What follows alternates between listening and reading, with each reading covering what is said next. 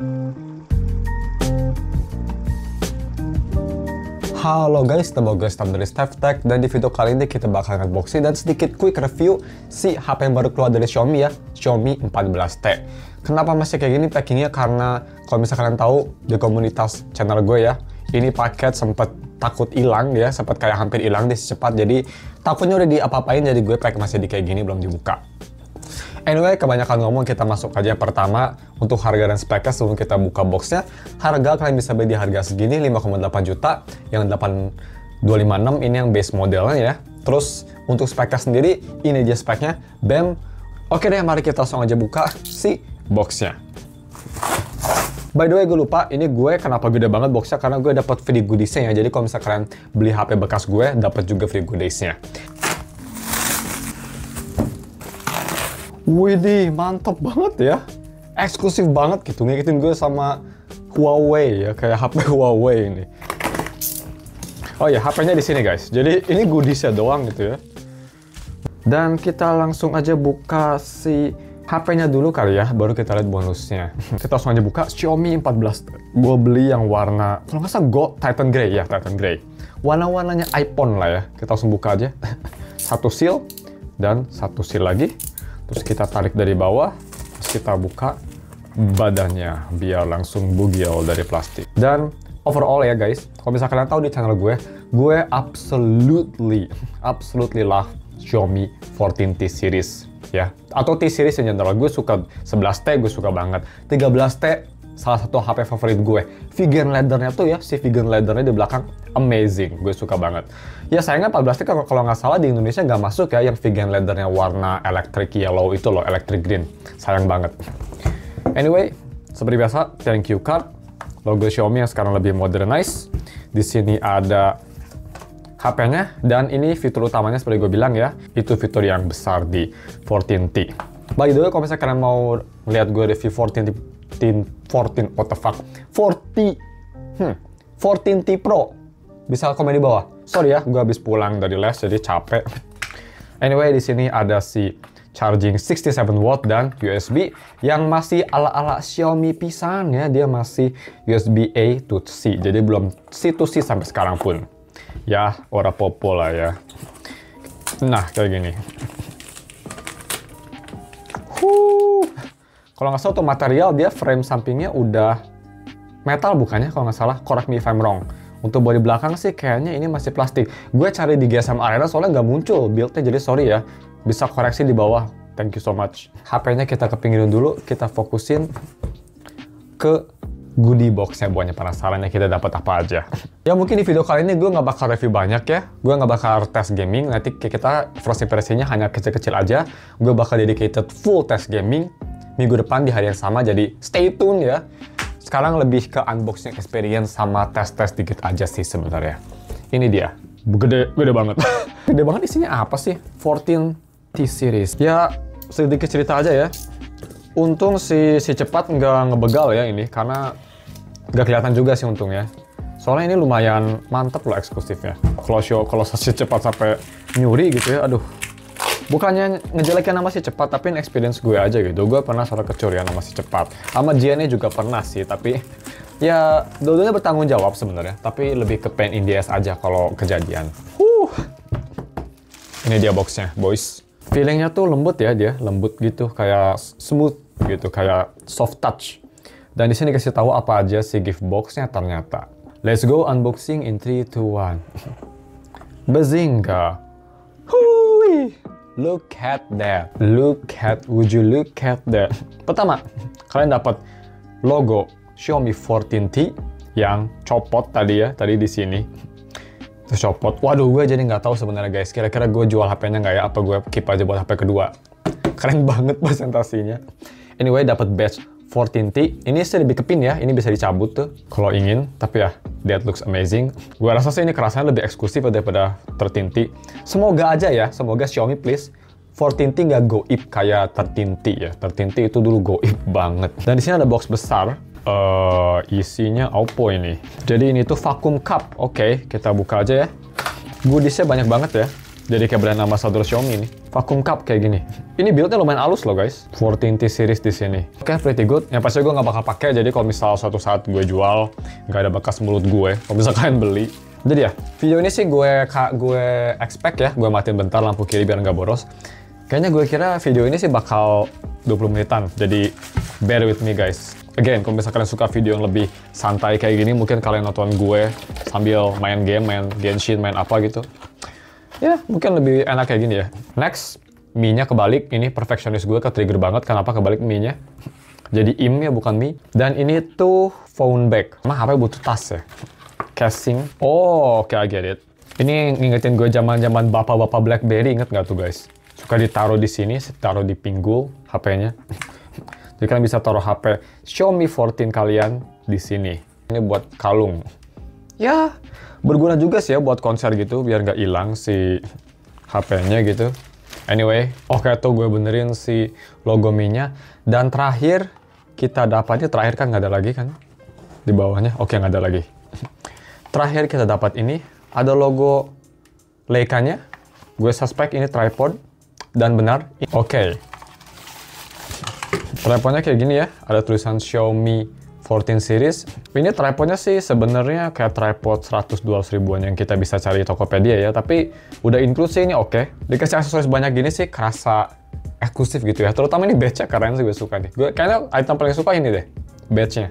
Oke, jadi cuma segitu aja di box goodie-nya. Overall, goodie-nya sih semua berguna ya. Tripod berguna, minuman berguna, ini keren banget, dan ini juga, tadi itu apa sih ini kok gue lupa, phone holder juga berguna buat yang butuh. Tapi sih buat gue ini agak terlalu old ya, agak terlalu bapak-bapak.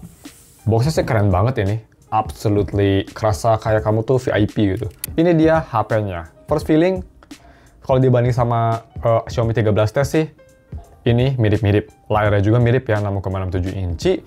Yang gue rasa sih, yang sedikit beda itu dari tekstur belakang karena dia bukan pakai leather variannya. Nggak ada di Indonesia sayangnya. Dan it's pretty good. Dan kita kalau misalnya ke belakang di sini ada setup triple kamera ya. Kalau misalnya kita ngomongin kamera, ini kameranya udah pakai Leica, ada logonya. Jadi harusnya improvement dari 13T. Nanti kita bakal bandingin juga minggu depan ya sama 13T dan even HP flagship sekalipun. Kamera belakang kita langsung aja bahas. Dia punya megapiksel sebesar 50 megapiksel. 1.7 si aperture-nya udah ada optical stabilization. Kamera kedua 50 megapiksel f1.9, telephoto 2x optical zoom yang katanya bagus banget. Dan yang ketiga 12 megapiksel f2.2 ultra wide. Itu bisa nge-record yang menurut gue udah flagship banget di 4K 60. Yap. Kalau misalkan kalian mau lihat gue day in the life pakai HP ini juga bisa komen di bawah. Ini pakai sensor Sony IMX 906. Ya, terus untuk kamera depan, ini kameranya juga khas HP Cina di 32 megapiksel, high resolution, dan bisa nge-record di 4K 30. Gak bisa 60, tapi sih untuk kamera depan gue gak bisa komplain. Body sendiri, body samping ini tebalnya menurut gue pas. Ya kayak HP-HP flagship zaman sekarang gitu. Ini sih lebih ke budget flagship ya. Kenapa gue tertarik review HP ini? Karena menurut gue MediaTek Dimensity 8300 Plus Ultra ini chipset yang bagus banget. Dia equivalent kayak Snapdragon 8 Gen 2, yang 8 Gen 2 tuh chipset terbaik menurut gue dari Snapdragon ya, even dibanding sama Snapdragon 8 Gen 3. Jadi ya, gue harap sih ini HP bisa benar-benar tahan lama banget. Dan untuk SIM-nya sendiri, sayangnya dia gak ada microSD. Jadi memang, ini HP benar-benar flagship killer. Menurut gue malah lebih kerasa flagship killer ini ya daripada Poco F6 dari speknya. Karena ini at least kerasa elegan gitu. Pas gue nge-review Poco F6 guys, HP-nya tuh kerasa murahan walaupun chipsetnya kencang. Kalau ini, dia pegang tuh masih kerasa premium. Mungkin nggak flagship level, tapi lebih ke mid-range level lah, kayak HP-nya Vivo V series gitu. Untuk gaming sih kayaknya daripada kelamaan, gue bakal tes nanti langsung aja minggu depan dedicated-nya, jadi stay tune. Anyway, I'll be right back ya. Oke guys, jadi gue udah setup ya ini si Xiaomi 14T-nya. Dan pertama, kalau misalnya kalian mau wallpaper, gue taruh link di deskripsi. Kita tes aja langsung bagaimana fingerprint-nya. Pertama, gue rasa langsung ini agak kelemahan sedikit di HP ini. Fingerprint-nya ini khas Xiaomi banget ya, nyebelin. Dia tuh agak terlalu ke bawah, jadi gue sih agak kurang suka. Gue suka di daerah sini sebenarnya fingerprint ya, kayak di Samsung. Ini yang menurut gue agak terlalu ke bawah. Tapi untuk kecepatan sendiri sih bisa kita lihat, very fast ya, optikalnya ini super snappy dan sangat reliable. Terus bagaimana untuk physical feature-nya? Di sini kalau misalnya kita lihat, ada power button yang gue suka banget, dia itu power buttonnya ada dibedain ya. Jadi kalau misalkan mau nyalain di saku atau nggak kelihatan, kalian bisa ngebedain volume dan power buttonnya. Di atas di sini ada IR blaster, mikrofon, di bawah di sini ada speaker, udah 2 speaker Dolby Atmos, Type-C, dan ada SIM. Slot yang kalau bisa dibuka dia support dual SIM, tapi nggak ada microSD. Samping completely empty, nggak ada apapun. Dan yang gue mau bahas juga ini dari displaynya. First impresi displaynya menurut gue ini absolutely amazing ya. Xiaomi memang sih dari zaman Xiaomi 12 series ya, dia itu udah jago banget masalah display. Displaynya ini bagus banget menurut gue. Dia displaynya 6,67 inci, peak brightness di 4000, HBM di 1600. Itu udah flagship number menurut gue. Dan warna sendiri ini sangat bagus, vibrant, mirip Samsung, ngikutin gue sama Samsung. Enak dilihat, tapi masih kerasa natural. Terus dia viewing angle pretty much perfect, dan ini sangat bersih banget panelnya. 1080p, tapi bagus banget juga. Terus buat display feature sendiri, kalau misalnya kalian penasaran, kita ke setting, terus kita ke display and brightness. Di sini bisa kita lihat karena bisa atur refresh rate-nya, default atau custom, ini bakal naik turun, tapi ini bukan LTPO, jadi bisa 60 aja. Ada AI Image Engine, jadi ini bisa nggak adaptif ya, bisa pakai super resolution, nggak enhance videonya, gue sih nggak terlalu butuh. Ya ada video seperti itu kayak reading mode, dark mode, dan yang lain-lain. Dan mumpung kita lagi di putih, ini sebenarnya HP gue ada sedikit defect. Bisa kita lihat nih bagian kiri, dia itu di sini ya. Nggak tahu kelihatan atau enggak, tapi ini tuh bagian sini kayak karetnya kurang masuk. Nggak apa-apa sih. Terus untuk speakernya, gue sendiri jujur belum denger.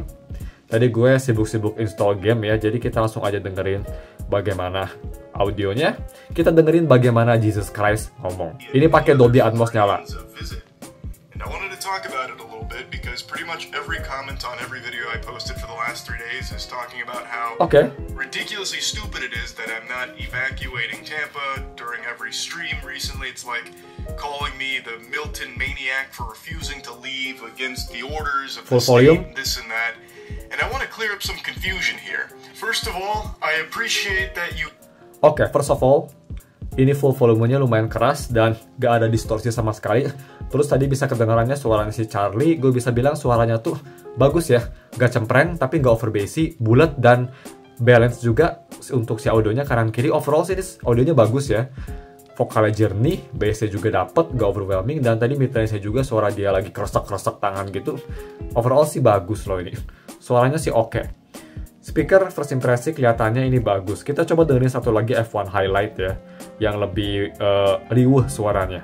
Super lap from him, and this is going to be first time Daniel Ricciardo's been out qualified by a teammate in Bahrain. Layarnya bagus banget ini loh, jernih banget. Ya bagus sih, ini suara memang lebih ke arah balance menurut gue. Gak bassy kayak di iPhone, tapi gak terlalu ngelekit juga kayak di Samsung series ya. Menurut gue ini huge improvement, karena gue rasa Xiaomi itu agak lacking untuk speakernya kayak di Poco F6. Menurut gue ini lebih bagus suaranya, lebih bulat dan lebih kerasa flagship lah. Walaupun bukan HP flagship. Bagaimana untuk software? Software dia out of the box sudah pakai HyperOS ya. OS-nya baru Xiaomi, bisa kita lihat. Udah ada update juga tuh. Kayaknya ini update buat security. Dan sudah di Android 14. Untuk software update gue nggak tahu ini seberapa lama. Tapi kayaknya kalau gue tebak 4 tahun kali ya. 4-3 tahun kali. Correct me if I'm wrong, bisa komen di bawah untuk koreksi. Thank you so much. Software sendiri first impresi pas gue install aplikasi sih, ini lumayan snappy menurut gue. Kayak buka tutup aplikasi, ini berkat chipsetnya yang pretty much kayak Snapdragon 8 Gen 2. Ini cepet banget, ditambah lagi sama UFS 4.0 juga sangat bagus. Kadang, ini yang gue aneh, refresh rate-nya suka turunnya kadang, kayak sekarang ini tiba-tiba ke 60. Tapi selain itu sih untuk day to day, ini performance-nya gue bisa bilang banget mirip kayak flagship. Terus, bagaimana untuk haptiknya? Haptik sendiri ini bagus, khas Xiaomi, kerasa bulat, strong, dan sekarang gue rasa kerasa lebih bulat ya, kerasa lebih refined dan lebih strong daripada HP Xiaomi sebelumnya kayak Xiaomi 13T. Jadi ya, sedikit di-improve, cukup oke. Tapi yang gue kurang suka ini dari si chipsetnya sendiri. Chipsetnya sendiri kalau misalnya kita ke device check, dia itu pakai MediaTek Dimensity 8300 Plus Ultra. Yap, pakai mana nih chipsetnya? Pakai MediaTek Dimensity 8300 Ultra, sorry nggak ada plusnya. Dan ini chipset yang katanya similar to A Gen 2. Tapi gue bisa jamin panasnya masih lebih panas ini. Pas gue install aplikasi ya, gue update aplikasi Google Play, gue login aplikasi, install game, HP kerasa panas dan kerasa ada sedikit lama throttling. Ya bisa dibilang kalau misalnya kalian tahu tentang chipset, ini performance-nya sih gue bisa bilang performance panasnya lebih kayak Snapdragon 8 Gen 1 daripada 8 Gen 2. Bisa dibilang kayak gitu. Kayak 8 Gen 1 Plus lah, nggak separah 8 Gen 1. Acceptable tapi kerasa lebih anget. Bisa dibilang ya nggak sebagus dengan 8 Gen 2 pastinya.